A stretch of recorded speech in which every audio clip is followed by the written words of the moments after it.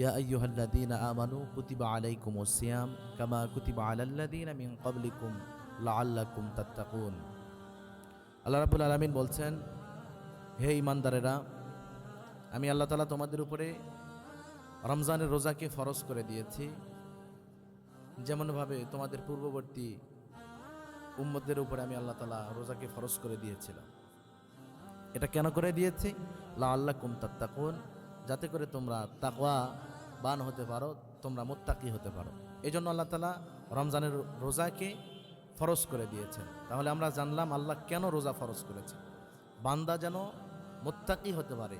মুত্তাকিকে যে ব্যক্তি আল্লাহ তাআলাকে ভয় করে নিজেকে গুনাহ থেকে বাঁচায় রাখে, গুনাহ ছেড়ে দেয়, অর্থাৎ যত আল্লাহ রাব্বুল আলামিন আদেশ করেছেন এই সমস্ত কাজগুলো করা যাবে না, এই কাজগুলো থেকে যে বান্দা বিরত থাকে, যে ব্যক্তি অন্যায়, অপরাধ, জুলুম, সুদ, ঘুষ এরকম নিষেধকৃত যত কাজ আছে সব কাজ যে ব্যক্তি বর্জন করে দেয় সে হলো মুত্তাকি। তাহলে এই আয়াত দ্বারা স্পষ্ট হয়ে যায় আল্লাহ রাব্বুল আলামিন বান্দার উপর রোজাকে ফরজ করে দিয়েছেন যাতে করে বান্দা মুত্তাকি হতে পারে। আর হাদিসে পাকের মধ্যে আল্লাহর হাবিব সাল্লাল্লাহু আলাইহি ওয়াসাল্লাম বলেছেন যে ইসলামের 5টি স্তম্ভ রয়েছে।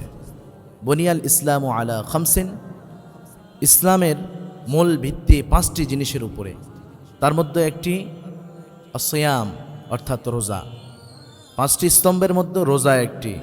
সুতরাং কোনো ব্যক্তি যদি এই 5টি বিষয় থেকে কোনো একটিকে অস্বীকার করে, কেউ যদি না মানতে চায়, তাহলে সে কাফের হয়ে যাবে।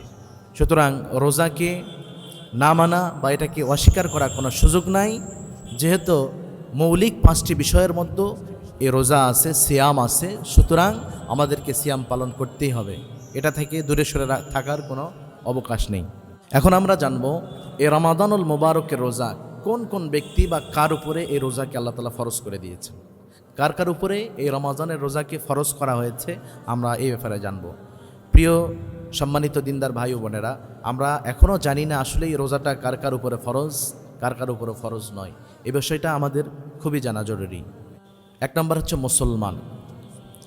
একজন মুসলমানের উপর রোজাটা ফরজ, তাকে রোজা আদায় করতে হবে। 2 নম্বর, শুধু মুসলমান হলেই হবে না, তাকে বালেগ হতে হবে। কোনো নাবালেগ, কোনো শিশু বাচ্চার উপরে রমজানের রোজাকে আল্লাহ তাআলা ফরজ করে দেন নাই। আল্লাহ তাআলা ইসলামকে কঠোরতা দিয়ে সাজায় নাই, বরং আল্লাহ তাআলা সহজ বিধানগুলি দিয়ে আল্লাহ তাআলা ইসলামকে সাজিয়েছেন। তাহলে আমরা জানলাম যে একজন মুসলমানের উপর রোজা ফরজ। 2 নম্বরে, মুসলমান শুধু হলেই হবে না, রোজা ওই মুসলমানের উপরে ফরজ হওয়ার জন্য শর্ত হচ্ছে তাকে বালেগ হতে হবে, নাবালেগের উপর কোনো রোজা ফরজ হবে না। তবে এখানে একটা বিষয় হচ্ছে, আমরা অনেকেই দেখি ছোট ছোট বাচ্চারা আমাদের ঘরে রোজা রাখে, তাদেরকে রোজার ট্রেনিং দেওয়ার জন্য তাদেরকে রাখা দরকার, যদি তাদের কষ্ট না হয়। আল্লাহর হাবিব সাল্লাল্লাহু আলাইহি সাল্লাম এই কথা বলেছেন যে তোমাদের দুগ্ধপোষ্য শিশুদেরকেও তোমরা সাহরির সময় দুগ্ধ পান করাও রোজার নিয়তে। এইভাবেই তাদের তবিয়তগুলো, তাদের দৈনন্দিন চলাফেরাগুলো নিজেদেরকেই পরিবর্তন করে একটা সন্তানকে ইসলামের পথে নিয়ে আসতে হবে। আপনি মা বা আপনি বাবা, আপনার সন্তানকে যদি সাহরির সময় আপনি রোজার নিয়তে দুগ্ধ পান করান, সে যদি 1 ঘন্টা পরেও আবার দুধ পান করে, এতে কোনো ক্ষতি নাই, কিন্তু আল্লাহ তাআলা তাকে পরিপূর্ণ একটা রোজা রাখার নেকি দান করে দেবে। আর এই নেকিটা তার কোনো কাজে আসবে না, তার মা বাবার কাজে আসবে। এই জন্য আমাদের ঘরের প্রত্যেক সন্তানকে আমরা সিয়াম অর্থাৎ রোজার নিয়তে সাহরি করাবো এবং ইফতারের সময় ইফতারও করাবো। অনেক মা বাবা আছে সন্তানকে রোজা রাখতে দেয় না, বালেগ হয়ে গিয়েছে, সে রোজা রাখার জন্য সক্ষম কিন্তু রাখতে দেয় না, কারণ তারা চিন্তা করে যে আসলেই আমার সন্তান যদি রোজা রাখে তাহলে তার শরীর নষ্ট হয়ে যাবে, তার চেহারা, বডি ফিটনেস নষ্ট হয়ে যাবে। আসলেই রোজা রাখার দ্বারা কারো চেহারা, বডি ফিটনেস নষ্ট হয়ে যায় না, বরং বিজ্ঞান বলেছে কোনো ব্যক্তি যদি নিয়মিত রোজা রাখে, নিয়ম করে, তাহলে সে 100-র মধ্যে 99% সুস্থ থাকার সম্ভাবনা আছে। তাহলে আমরা 2টা জানলাম। 3 নম্বরে, সুস্থ হতে হবে। কোনো পাগল, মাতাল, রাস্তায় ঘোরে এমন কোনো ব্যক্তির উপরে রোজা ফরজ নয়, বা কোনো অসুস্থ ব্যক্তি এমন অসুস্থ যে সে রোজা রাখার জন্য সক্ষম নয়, তাকে বাধ্যতামূলক রোজা রাখা ইসলাম এমন কঠোর নয়। সুতরাং সুস্থ থাকতে হবে, অসুস্থ ব্যক্তির উপর রোজা ফরজ নয়। 4 নম্বরে মুকিম হতে হবে, কোনো মুসাফিরের উপরে রোজা ফরজ নয়।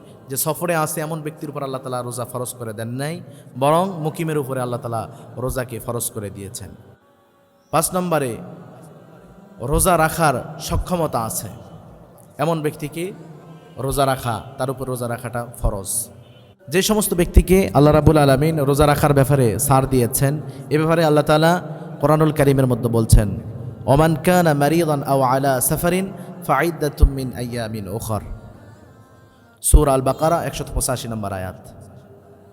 আল্লাহ রাব্বুল আলামিন বলছেন, যে অসুস্থ বা সফরে আছে সে অন্য দিনে তা পূরণ করে নেবে। অর্থাৎ কোনো সফররত ব্যক্তি যদি সফর অবস্থায় রোজা না রাখতে চায়, তার উপরে আল্লাহ তাআলা জুলুম করেন নাই, সে প্রয়োজনে সে রোজাগুলো সফরের পরে সে আদায় করে নেবে। এবং কোনো অসুস্থ ব্যক্তি যদি অসুস্থতার কারণে রোজা না রাখতে পারে, সে পরবর্তীতে এই রোজাগুলো আদায় করে নেবে। তার উপরে সেই সময় আল্লাহ তাআলা জোর জবরদস্তি বা জুলুম তার উপরে করেন নাই। তাহলে এই ক্ষেত্রে ইসলাম আমাদেরকে স্থিতিশীল করে দিয়েছেন। সুতরাং প্রিয় রোজাদার ভাই বোনেরা, এই বিষয়টা খেয়াল রাখা, রোজা আমাদের উপর কোনো বোঝা নয় বা আমাদের উপরে চাপিয়ে দেওয়া কোনো বিষয় নয়, বরং রোজা আল্লাহর পক্ষ থেকে আমাদেরকে দান করা হয়েছে একটা রহমত বা উপহার হিসাবে।